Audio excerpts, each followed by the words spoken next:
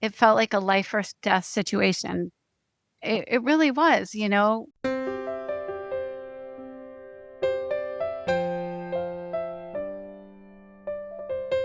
You realized you had a kid with a problem on your hands. That's what I always say. I had a kid with a Mm, problem on my hands, and I felt like I should be able to solve it. I felt like I should be able to do the research, talk to the experts, figure it out, get her the help she needed, and everything would be okay. yeah. My husband and I both met at Yale in grad school. I feel like we had spent our whole lives thinking hard work is going to pay off. One day I went for a run with my dogs and I saw his car at a nearby park.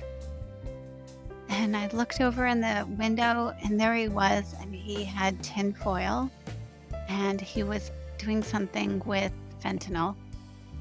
And I knocked on his window and he was so ashamed of himself. And I said, you know, put that away and come home. Let's figure this out. And I really hoped we could. I thought, okay, we'll get him, the best of the best. Money's no object. Like, we'll live homeless if we have to. For opioids, is you have a 70 to 90% chance of relapse after going to rehab for opioids. And if you're spending $100,000 each time, you'd think that we would have a few more tools that could fight this monster. You'd hope. You'd hope. But it is such a crapshoot in so many ways. And some people survive and others do not. And Yeah. there are no logical steps A, B, C you can take. And since Emily's death, I've had so many people ask me, like, what are the steps? What should we do? And I'm always like, if I knew that, my child would still be alive.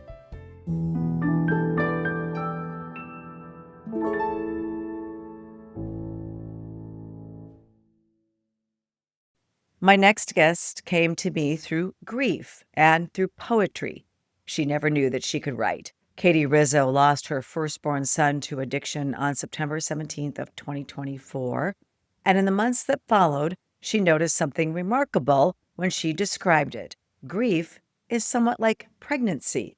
The first months brought nausea, not the kind you can name, the kind that kind of moves through your body and man, it's tough to cope with. And then came numbness and what she calls the showing, that season when you need the world to know about what you're carrying. And she'd never written poetry before her son died. And then suddenly she had no other language. She was writing to reach him across the veil. And then at one of the hardest moments, she found a piece by musician Nick Cave about asking grief to sit beside you rather than running away from it. She calls it her delivery. Katie is still early in this journey, just a couple of years now, not even 2 full years. And as she is walking it with extraordinary courage and honesty, she's here today because she knows that there's other parents out there like us, parents who've lost a child in this way to something stigmatized, something in the world doesn't always make room to mourn openly. And she wants people to know they're not alone. Katie, welcome to Grieving Out Loud. Thank you. I am so touched that you're talking to me just about a year and a half following Nicholas's death. I remember those. I'm 8 years out. I'm so much farther along on this grief journey than you. And I remember the horrible pain of those first, I would say like 4 years. And I hate to say that to you because you're a year and a half out, but just thank you for, opening up and taking the time to talk to us. Oh, you're so kind. I remember really early on, I went on to Facebook and I was on a site for people who had lost their kids. And the administrator said, if you say this is getting worse every year, we will kick you out of here. You can't keep saying that. And I thought, oh, I'm in for some really difficult times. Yeah, I always say that the first year is really, and I did a lot the first year too, as you're doing. I was very public. I spoke publicly and did a lot that first year, but it was also shock. I was in shock. Looking back, I realized I was in shock.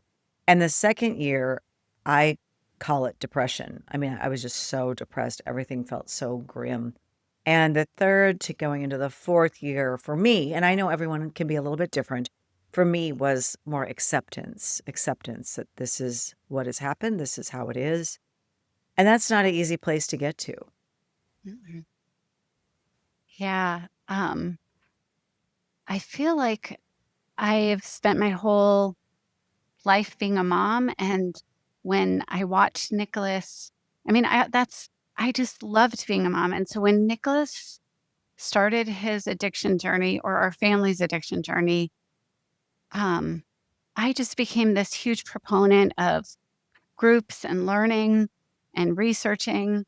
And those tools, I think, have helped me a lot in grief because the minute it happened, I got on the internet and was like, are there other people out there who have gone through this? Like, I know there are, but I've never met them. I've never heard of this. Like, I started reaching out immediately. And also, I have a really good group of girlfriends, one in particular who just came over, moved in, started buying grief books, we started reading them out loud. Like, it felt like a life or death situation.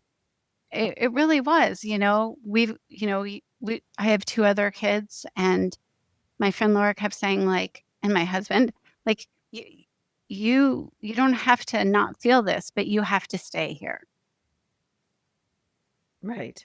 Right. And amazing you had that support. Yeah. One thing that you just said that struck me was when Nicholas, you realized you had a kid with a problem on your hands. That's what I always say. I had a kid with a Mm, problem on my hands, and I felt like I should be able to solve it. I felt like I should be able to do the research, talk to the experts, figure it out, get her the help she needed, and everything would be okay. yeah.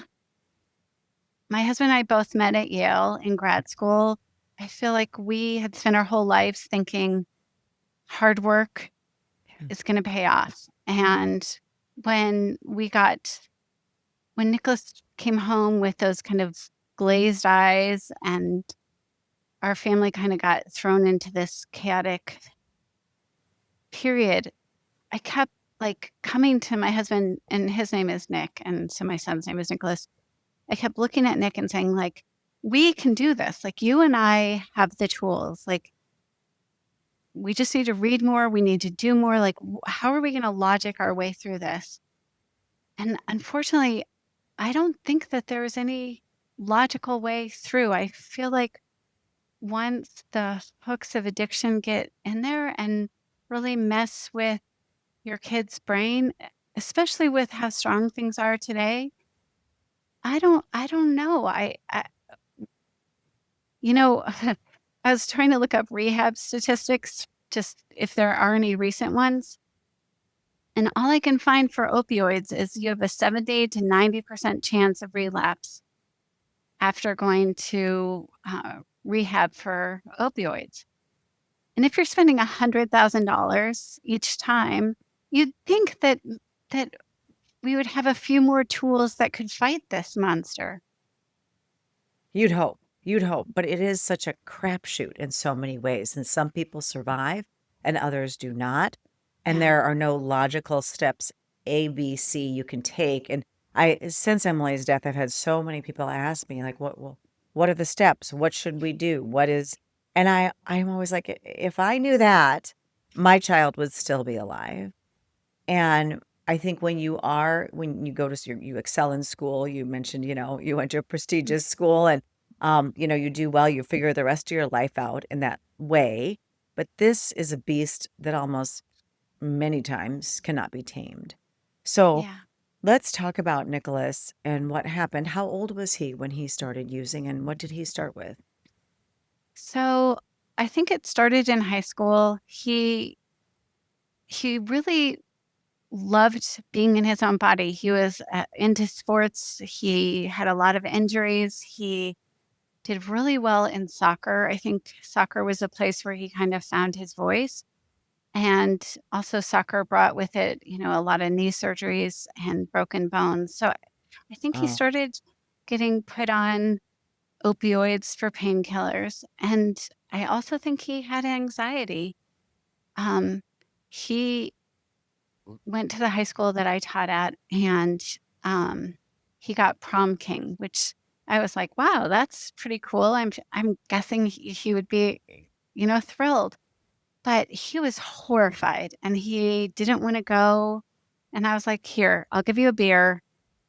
You can get up there and, it'll be 10 minutes. And he chugged the beer and he looked at me and he said, Mom, you have no idea what's going on. And so I think that he was smoking pot to manage his anxiety. So I think that's where it started.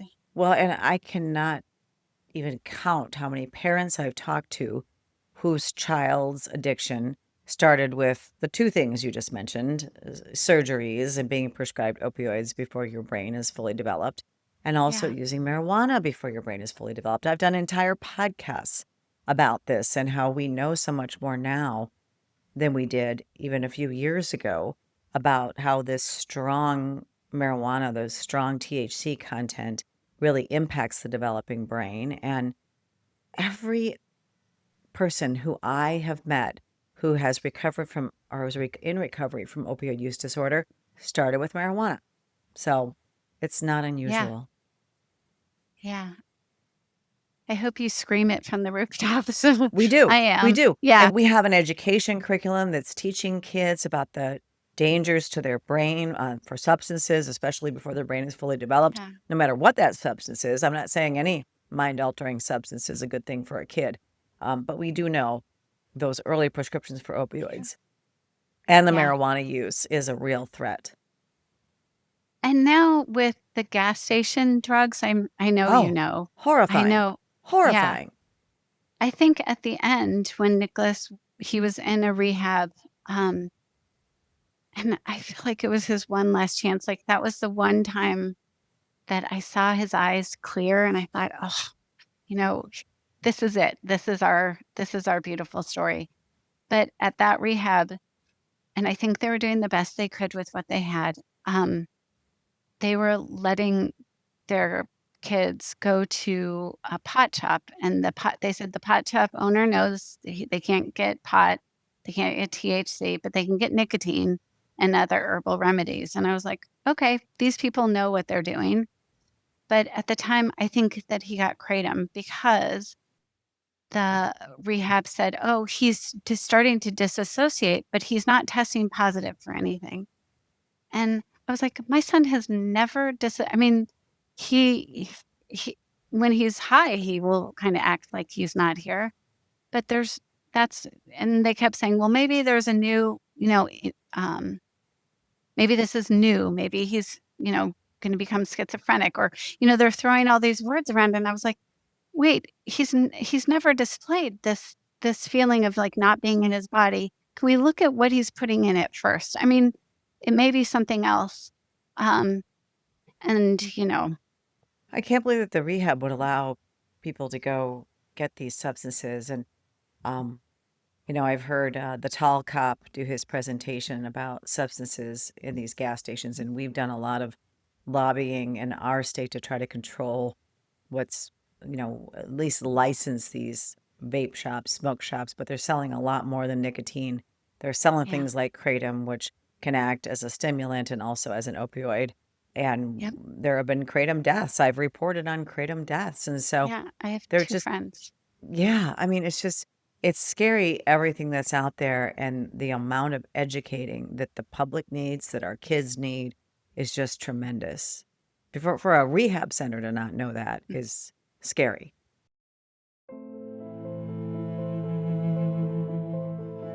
We've reported extensively on kratom and so-called gas station drugs on our website, emily'shope.charity. We've included a link in the show notes. As calls to poison control centers involving kratom continue to rise, lawmakers are weighing how to regulate the substance. The FDA has formally recommended that the DEA classify concentrated 7-OH as a Schedule I drug, but that was over a year ago, and the DEA is still reviewing that recommendation. 7-OH is a potent byproduct of the kratom plant that binds to opioid receptors and has shown a high potential for abuse. At the same time, many medical experts warn that kratom itself may not be safe. The FDA has urged consumers to avoid it, citing risks of addiction, abuse, and serious health issues, including seizures and liver damage. Meanwhile, the Trump administration's Homeland Security Secretary is facing criticism after financial disclosures revealed an investment of up to $1 million in a company that sells kratom. For more in-depth reporting and the latest developments, visit emilyshope.charity. Are you ready to protect the next generation from the dangers of substance use? Emily's Hope has created a comprehensive K-12 substance use prevention curriculum designed to educate, empower, and equip students with the tools they need to make healthy choices. Our age-appropriate lessons start in kindergarten and build through high school, using science, real stories, and interactive learning to help kids understand their bodies, brains, and risk of drug use. We're already reaching thousands of students across multiple states, and we're just getting started. Visit emilyshopeedu.org to learn more and share our curriculum with your school administrators and counselors. At Emily's Hope, we believe prevention begins with education. Let's work together to keep our kids safe.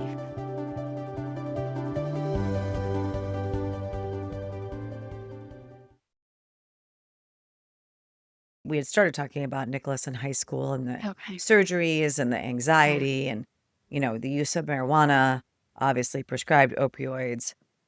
He lived to 25. Yeah. What happened between those years of his teenage years until 25? So he got a D2 college scholarship for soccer. He went to CMU, Colorado Mesa University. Um, I think he, I think he and his roommates all suffered from anxiety, and I think they all decided to use pills. Um, by the time he graduated, he came home, and I thought, okay, normal partying behavior is gone. Now we can get into, being an adult, and he's got his, he'll have his feet underneath him. He moved in, he started a job, and right away I realized uh, he just had those sleepy eyes all the time. One day I went for a run with my dogs and I saw his car at a nearby park.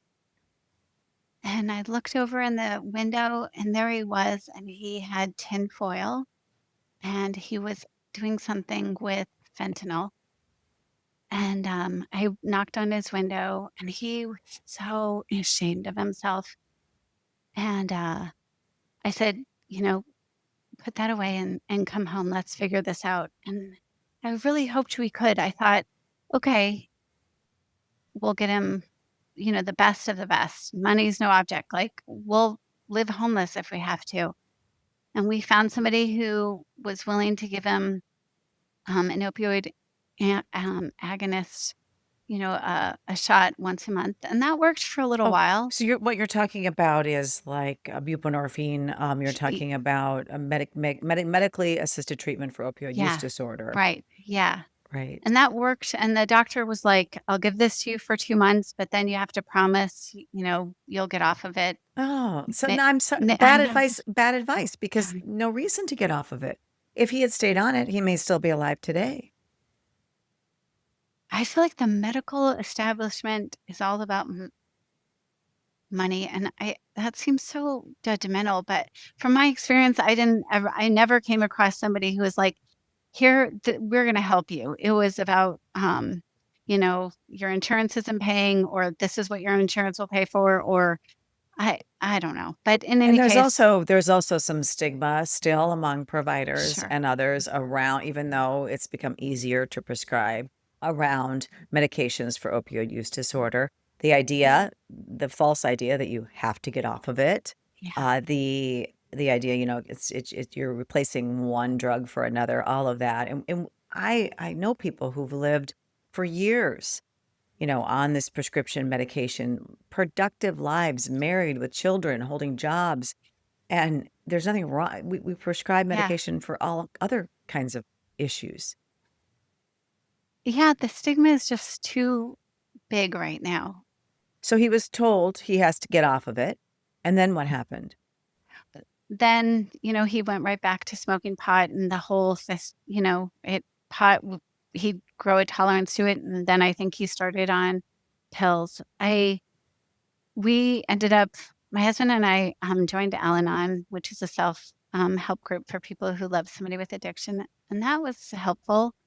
It, we got to a point where we decided that having Nicholas in our home wasn't healthy for anyone. Because you had younger children at home.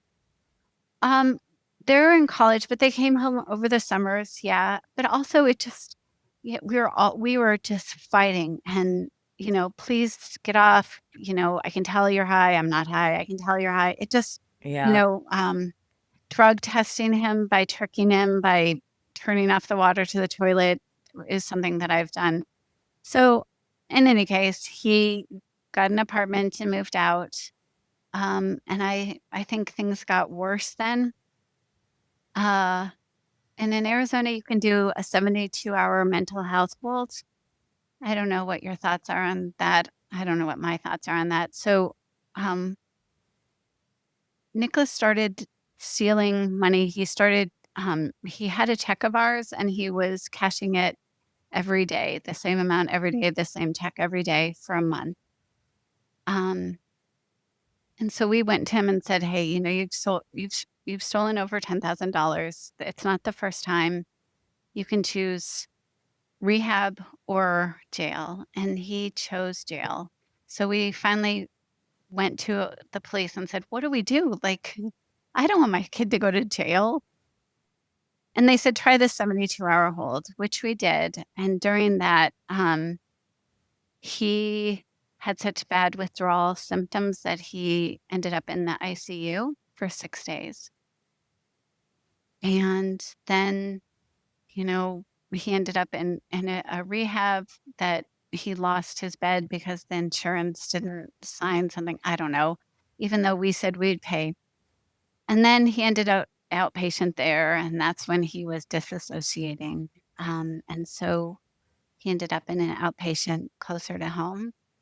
It just sounds like one nightmare after the other.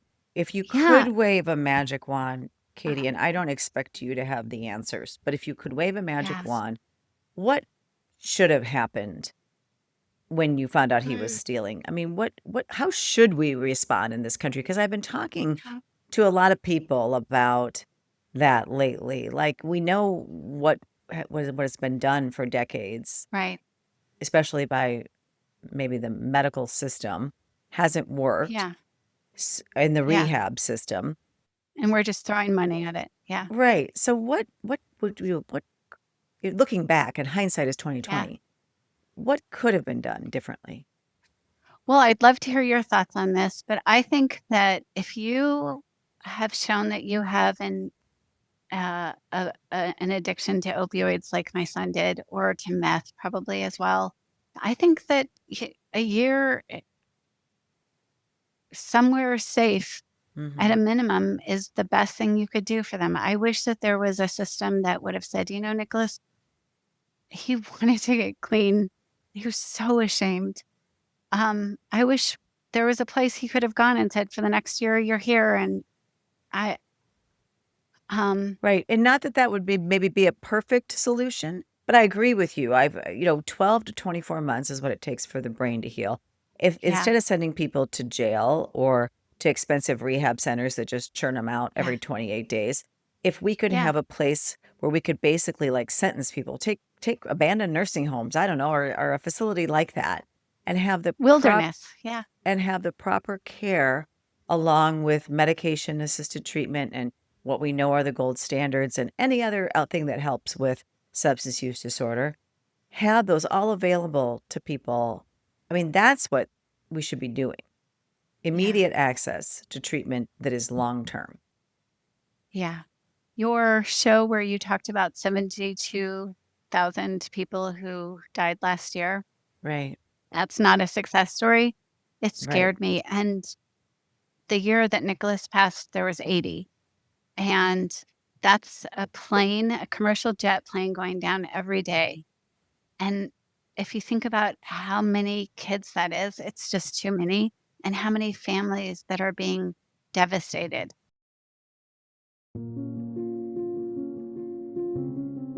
If you'd like to listen to our previous episode, Why 72,000 Deaths a Year is Not a Success Story, featuring a Stanford addiction researcher, head over to this episode's show notes. We've shared a link. And while you're there, we'd appreciate it if you just take a moment to rate and review this podcast, give us 5 stars, and share it with friends and family who may find it helpful. Together, we can raise awareness about the drug epidemic, decrease the stigma surrounding the disease of addiction, and hopefully get more people the life-saving help they need.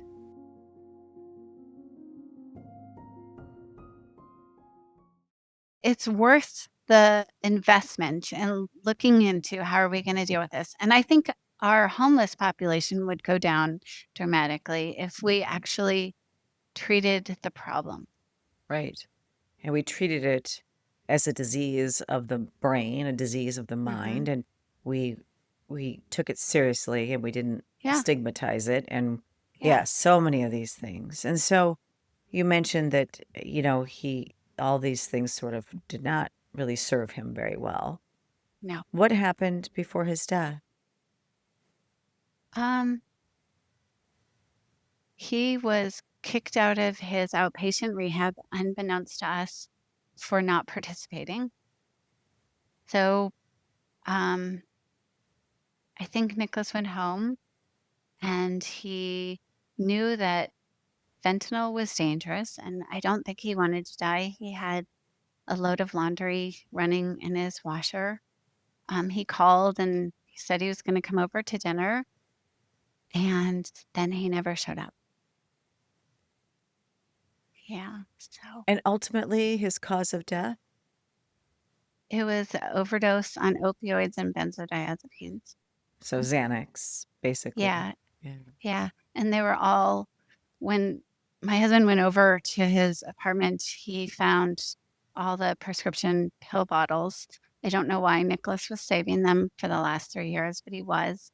Some people are like, "Oh, he probably was gonna sell like, put something in them and sell." I don't know what he was gonna do, but he had hundreds of empty prescription pill bottles from the same, doctor. Really? So really like a Yeah, pill mill type well, why would somebody continue yeah, to prescribe him these? yeah. And, exactly. I tried to I tried everything to because I don't want another kid to die from this. I called our, um, attorney general. We worked with them, but in the end, the people that or the person that was prescribing it prescribed 18 pills every 18 days, which is the legal maximum. And unfortunately, after Nicholas passed away, I got a letter in the mail with an authorization for 30 more visits with that physician. What a disservice. Like, Yeah, why wouldn't this physician get him help? Why would he continue to feed the I don't problem? know. It's angering, and there's a saying in Al-Anon, "How free do you want to be?" I could I could get eaten up by the all the little things that Right. happened, Of and I want to be course. free. So I'm I feel like my sons, when I was really angry about this, one of my sons said, "Mom, if you get rid of him, there's going to be another one that pops up," and they're probably right. And so maybe I don't know. And I think Nicholas was buying opioids as well because, as we both know, once you're addicted, you have to take more and more and more. So, Right. yeah, Right. Just one channel yeah. he had there. But yeah, I'm so sorry that all of this happened. And then when I introduced you, I talked about your poetry. So, and comparing grief or the loss of a child to pregnancy, which I find so fascinating, so interesting. Tell me about that. Um, well, after he died, people kept calling and saying things I could not understand. Um, like your son's obituary is going to go live, or the mortuary was like, you can come pick up your son now. Like, I can pick him up. What? It just nothing made sense. And so I started writing everything down, kind of journaling. And at the end of a year, well, about 9 months in, 8 months in, as I was journaling, I was like, the only way to express how deeply I was feeling or how bizarre everything was in poetry. And I kind of felt like, not that I was writing with him, but I could at least try to give words to a memory or a feeling. And for those few minutes when I was writing poetry, I could breathe. And I don't know, there was just a sense of peace. And maybe because this has so much stigma of like, what's wrong with you that you didn't like, that you left a pill sized hole in your kid, that I could write about the beautiful things just so that I could remind myself that it wasn't me and it really wasn't Nicholas. But once his brain got kind of like in that poison, there was Hi nothing we could do. hijacked, Yeah. once his brain got Yeah. hijacked by substances, and you're Yeah. right. And I think especially as moms, the society wants to blame us first, parents in general, but moms first, and then I've heard it all. I've heard all of it, and people have no idea everything. And if they had to walk in your shoes just for an hour when you're dealing with a kid who has an issue and a problem, and the way it permeates the whole family, Yeah. people would stop blaming. But I understand what you're saying. And writing blogs has been a great outlet for me, and I love it that you were able to find some peace, and that was such a Yeah. healthy thing for you to do because there's a lot of other alternatives that you could have Yeah. done that wouldn't have been as productive or as healthy as writing. If you're a mother grieving the loss of a child, dear friends of mine, moms who've lost children to fentanyl poisoning and overdose, are hosting the Sisters of Strength Warrior Moms Retreat, October 9th through the 11th at Wildwood Hills Ranch in St. Charles, Iowa. It's a weekend of healing, connection, horseback riding, and creative remembrance with women who understand. This weekend isn't about forgetting, it's about remembering with love. The link and details are in the show notes. I hope you'll join us.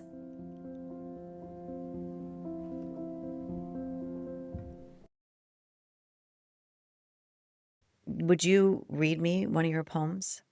Sure. This one I just wrote this morning. Um, so it's called Meat Hooks. Photos of us from the last years tell our story. No words needed. You lean on anyone, usually me, while dad pulls away and your brothers hang their arms in disbelief. Zooming out, something else appears, and his tentacles take up most of the space. I'd say he was an uninvited guest, but I think you'd say he wasn't really there. Zooming in, your skin is pockmarked with four-pronged lines in varying degrees of red, the only evidence that we didn't let go. That's beautiful. And thank you for writing Thanks. that. And I think you should do something with your collection of poems. How many have you written now? I've written too many, but I post them every day. And a part of, I wasn't sure why, but at first it was because I was just screaming into the void like Nicholas was here. He was important. Right. I love him. I'm still proud of him. I I felt like there were people talking behind our back, which they probably weren't, but I just felt that way, right? Um, and I wanted them to know that he died from opioids and I wasn't ashamed of it and that he was important and his life mattered. And so, yeah. And when I when my husband and I started going to grief groups, I started meeting more and more parents who were really lost. And I started thinking about taking my journals and my poems and publishing them because I can't tell you how many people I know who, as you said, were in the shadows. We have a dad in one of our groups right now who isn't answering any of our texts or our phone calls. I think he got laid off, and I'm really worried. He lost his son 2 years ago when we lost Nicholas, and I'm really worried about him. I don't know what's happened to him, and he's not the first one. I keep watching moms on Zoom who have their lights off or have turned their cameras off and who are just so full of shame and they're just lost. There's, if we talk about a plane ride of our kids are going down every day, that's a plane ride of parents. Yeah. And people and I've written a blog called Collateral Damage, and people Yeah. don't think about that. They don't think about the ripple effect of one death of someone's child, one death, and how that can impact in such a profound way so many Yeah. others, and all often in a negative way. So to find creative, healthy outlets like writing poetry, that's why I say it's a wonderful thing to do, and Yeah. your words will help other people. Yeah, I hope so. It's a really, I think what you've done with your shame is what Brene Brown talks about is telling people about it and normalizing it because in the light it goes away. But there are just a ton of, especially women that I know who haven't told their families or anyone about what their child died of. Their child just died, and when people ask, they're like, "I can't talk about it." And maybe on the outside that seems like, oh, it's not that big of a deal. Like, who cares what they died of? But it's a huge deal. And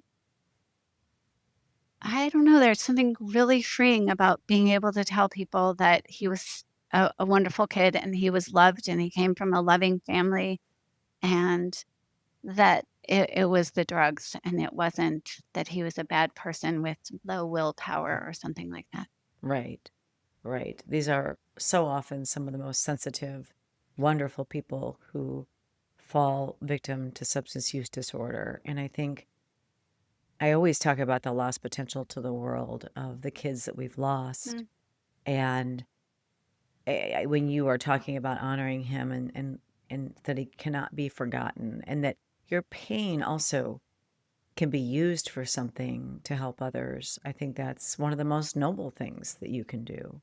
And how is the rest of your family coped? well, I feel like we are a really good Al-Anon family, and I am doing a lot of the emotional work for my husband and I. Um, but and that's not really fair. My husband's doing okay. He didn't tell anybody at his work. No one knows, and I just find that amazing. The day that Nicholas passed, my husband, emailed his boss and said, "There's been a death in the family." And then, 2 weeks later, he came back and it was never spoken about.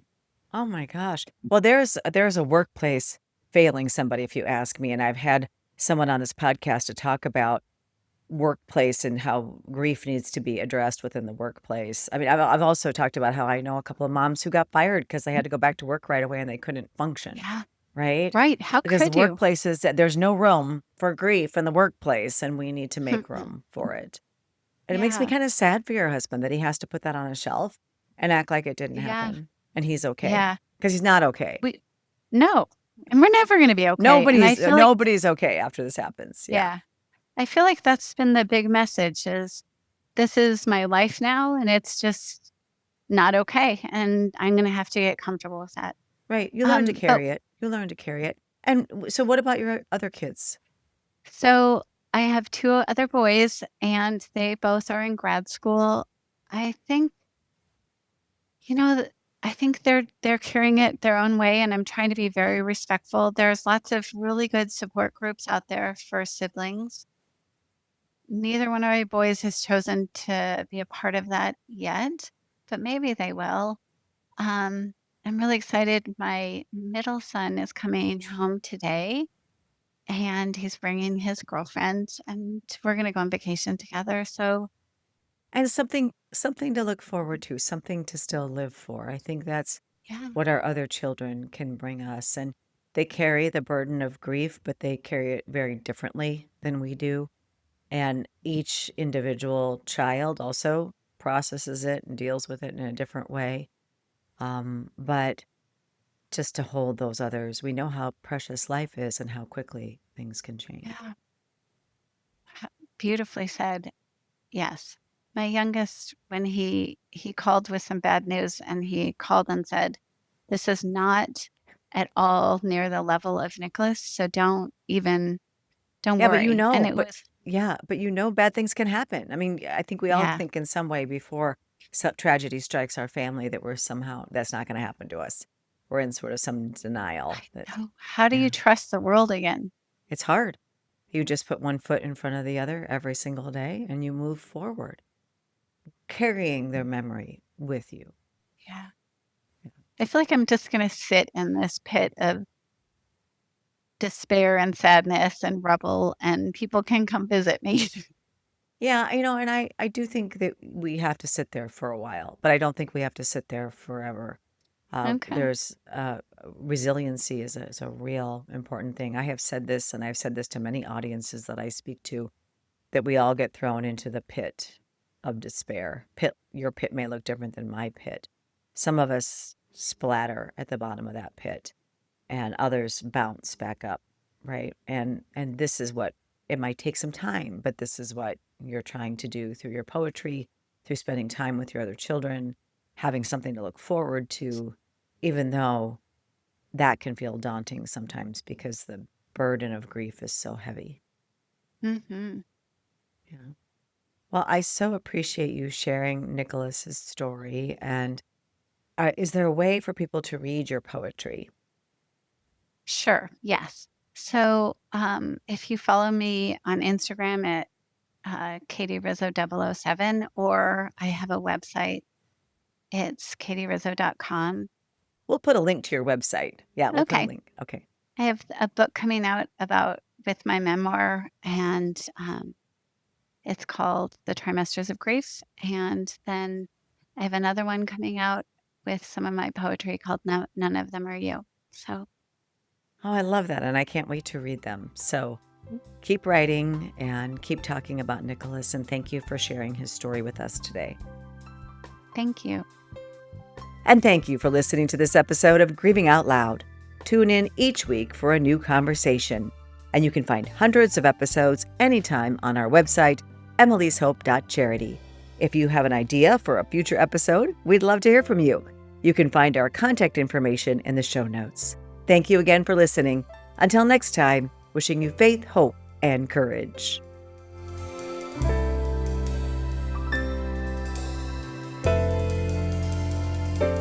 This podcast is produced by Casey Wonenberg King and Kaylee Fitz.